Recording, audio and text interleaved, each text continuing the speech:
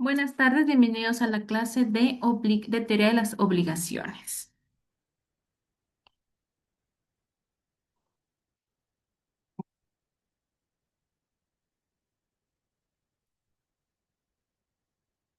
Nuestro tema de hoy se llama sencillamente obligaciones.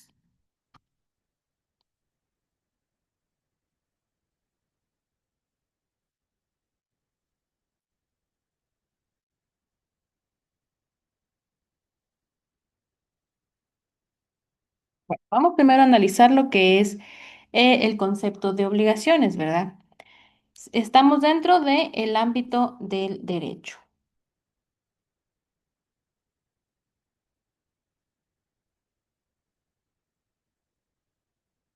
Entonces, obligación dentro del ámbito del derecho se va a referir a una relación jurídica en la que existe una persona que tiene un deber de cumplir con una prestación. Esta prestación, ustedes ya saben que puede ser de hacer, de no hacer o de dar. Mientras que hay una segunda persona que tiene el derecho de exigirla. Vamos a dibujar a nuestros monitos y estamos hablando de los sujetos que intervienen dentro de una obligación. Tenemos a un deudor y a un acreedor.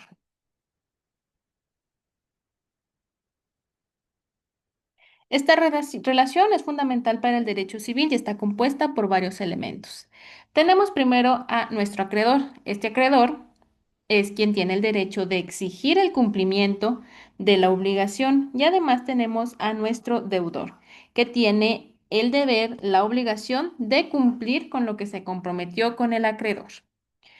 También tenemos un tercer elemento que es el objeto, es lo que se debe cumplir. Vamos a dibujar nuestro objeto. Y puede ser un bien, un servicio o incluso una abstención. ¿Qué hablábamos? De dar, de hacer o de no hacer. Esta estructura pues es básica porque permite que funcionen un sinfín de transacciones jurídicas en nuestra vida diaria. ¿Todo claro hasta aquí?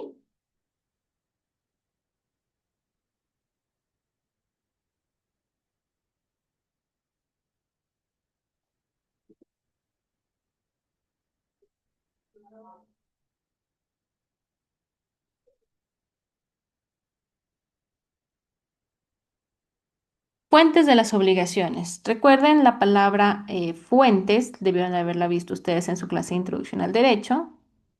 Deriva del latín fons, que significa de donde emerge algo, de donde surge algo, parecido a pues las fuentes como comúnmente las conocemos, ¿verdad? Que avientan agüita, de aquí está surgiendo. Por eso, cuando hablamos de fuentes de las obligaciones, vamos a conocer o a ver de dónde surgen las obligaciones, siendo una de las fuentes más comunes de las obligaciones los contratos.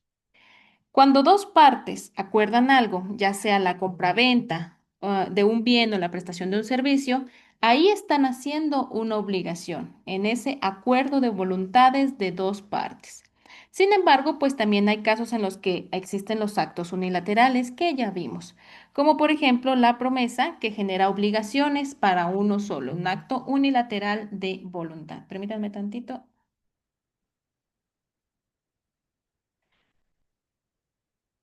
También cuando hablamos en el ámbito de los delitos y los cuasidelitos, las obligaciones surgen para reparar el daño.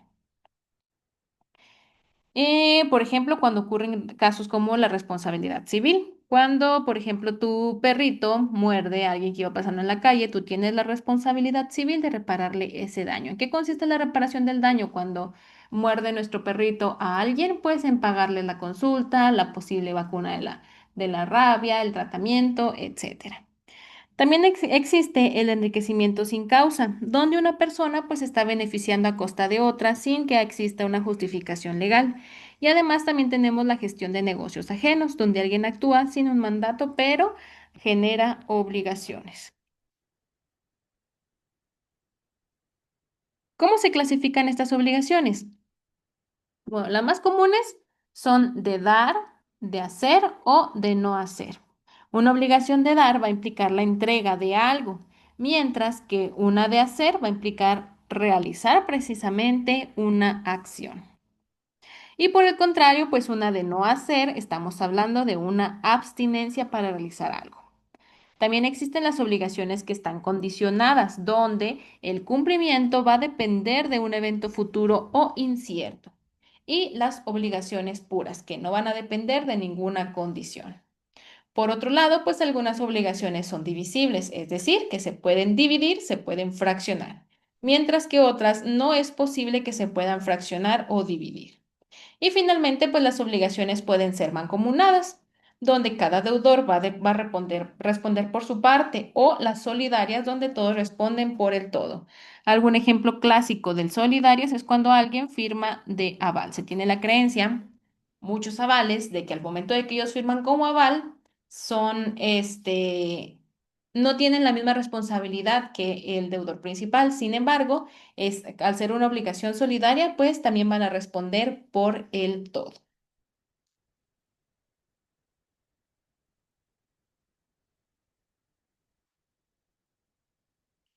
¿Qué efectos tienen las obligaciones? Bueno, el principal efecto de una obligación es que se cumpla. En este cumplimiento, pues el deudor ejecuta lo que ha prometido hacer. Es decir, yo me comprometí a darte algo. ¿Qué efecto va a tener ese cumplimiento? Pues que yo te dé algo. Yo me comprometí a no molestarte. ¿Qué efecto va a tener? El cumplimiento va a ser precisamente abstenerme de molestarte. Cuando esto no ocurre, cuando no existe el típico cumplimiento, entra en juego el incumplimiento, que puede ser ya sea desde un retraso o una negativa total de cumplir con la obligación. En estos casos, pues el acreedor tiene diferentes opciones. ¿Recuerdan nuestros monitos?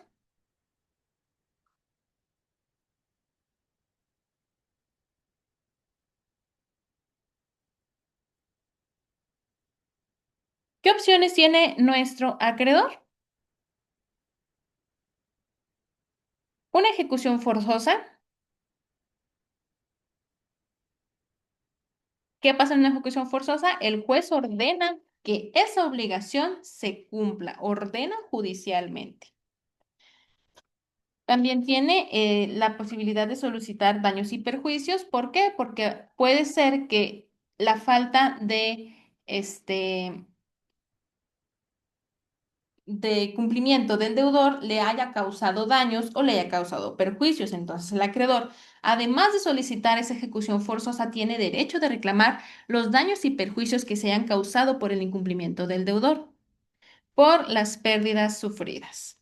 Las obligaciones pues también pueden extinguirse de diferentes maneras. Una manera, además del pago, pues puede ser la compensación. ¿Qué pasa en la compensación? Yo te debo 5 pesos, pero tú me debes dos. Digo, yo te me debo 5 pesos por algún motivo X. Todavía no llega el momento en que me pagues, pero después tú me debes 5 pesos por otra cosa diferente. Entonces, como ambos nos debemos la misma cantidad, esa obligación deja de existir. ¿Ok? Se extingue. ¿Por qué? Porque ya se cumplió. Compensación.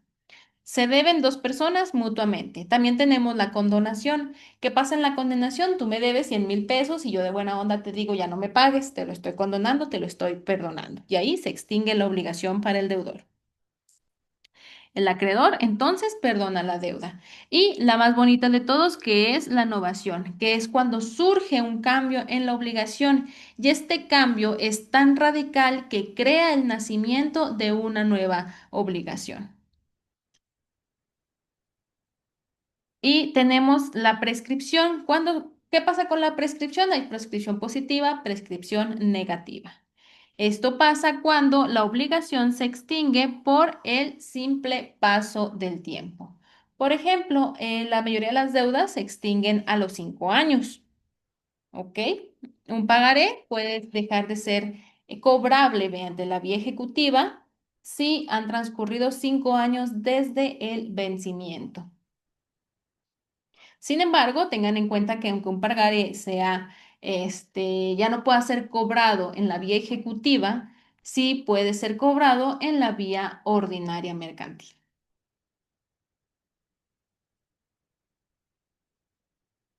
Obligaciones pecuniarias y de dar cosa cierta. Esta es una categoría que es muy importante dentro de las obligaciones. Las pecuniarias vienen a ser todas aquellas en las que el deudor está obligado a pagar una cantidad de dinero. ¿Qué quiere decir? Que involucra dinero. En estos casos, si el deudor no paga a tiempo, pues se le pueden exigir intereses moratorios. ¿Qué va a ocasionar cuando hay unos intereses moratorios por falta de pago? Va a aumentar la deuda. Y por otro lado, tenemos las obligaciones de dar cosa cierta. ¿En esto qué se refiere cuando estamos hablando de alguna cosa? El deudor tiene que entregar un bien específico. Si este bien se pierde o se deteriora por causas ajenas al control del deudor, como por ejemplo un caso fortuito o alguna fuerza mayor, este deudor puede quedar liberado de su obligación, siempre y cuando no haya mediado dolo o negligencia. En otras palabras, si yo tengo, por ejemplo, guardado un carro que me comprometí a entregar en tal fecha, lo iba a entregar en una semana, pero en la semana anterior a la entrega anuncian que va a haber un tornado que no habíamos podido prever. Yo hago todo lo posible para asegurar que ese carro no vaya a sufrir daño. Sin embargo, el tornado rebasa cualquier tipo de cosa que yo haya podido hacer por el carro y se lleva el carro, lo destruye. Si se comprueba que yo di todo de mí para que ese carro no sufriera ningún daño, yo quedo fuera de la obligación, ya no quedo obligado a cumplir con esa obligación. Esa obligación se extingue ay, perdón, por fuerza mayor. En este ejemplo no estamos hablando de caso fortuito. Por una fuerza mayor. ¿Qué es la fuerza mayor? Cuando intervienen cuando intervienen hechos que son por parte de la naturaleza. Sin embargo, se me avisó con muchísimo tiempo que ese tornado iba a pasar y a mí me valió gorro, lo dejé afuera, no lo protegí, X.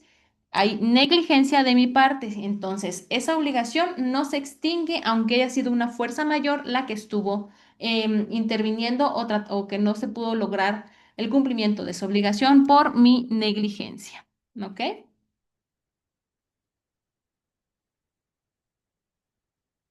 Hablemos de las obligaciones solidarias y de las mancomunadas. Estas son fundamentales para entender cómo es que se va a distribuir la responsabilidad entre varias personas.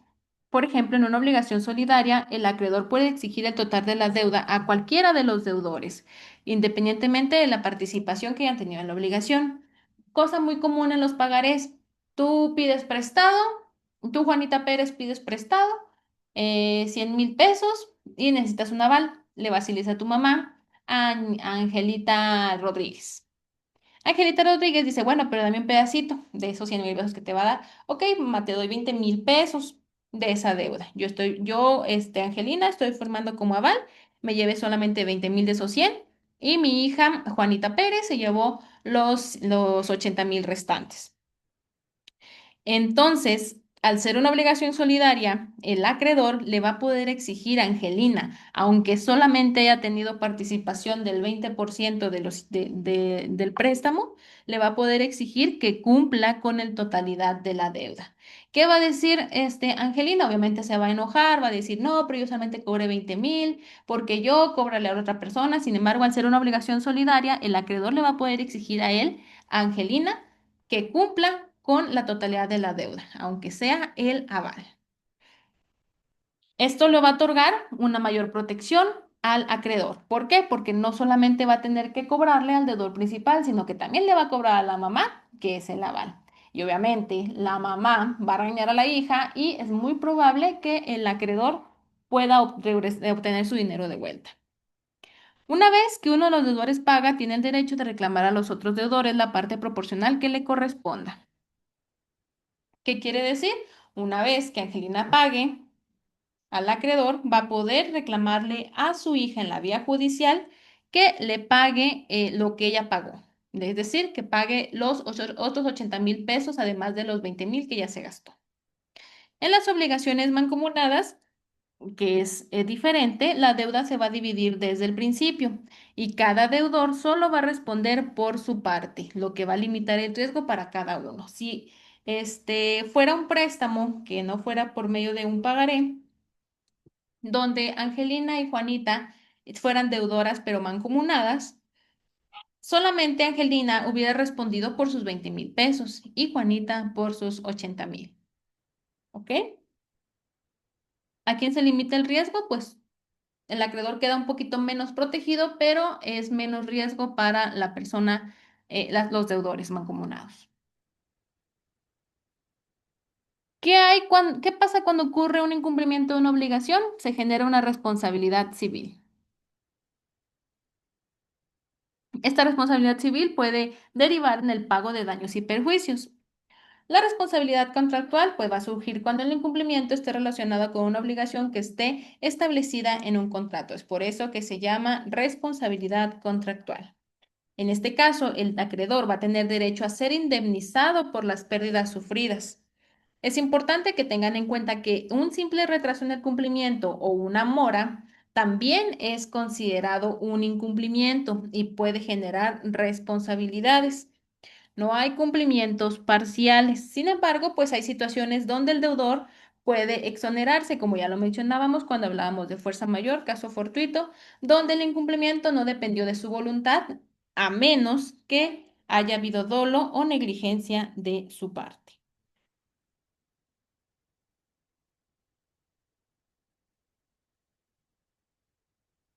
¿Qué conclusión llegamos? Pues que el fin natural de una obligación viene a ser su extinción.